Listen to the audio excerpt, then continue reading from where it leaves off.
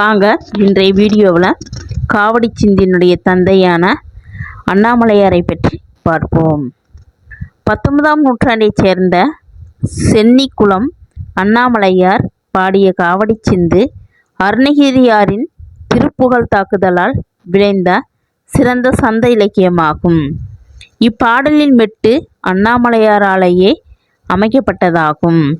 தமிழில் முதலில் வண்ணச்சிந்து பாடியதால் காவடி சிந்தின் தந்தை என அழைக்கப்பட்டார்.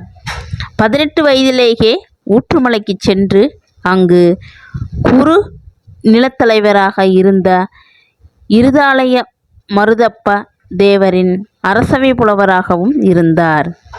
இவர் இந்நூல் தவிர வீரை தலபுராணம், வீரை நவநீத கிருஷ்ணசாமி பதிகம், சங்கரன் கோவில் திரிபந்தாதி, கருவை மும்மணி கோவை, கோமதி அந்தாதி ஆகிய நூல்களையும் இயற்றியுள்ளார்.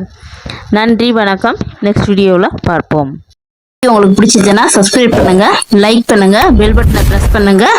இது போன்ற வீடியோக்கள் உடனுக்குடன் உங்களுக்கு வந்து சேரும். நன்றி, வணக்கம். தேங்க்யூ.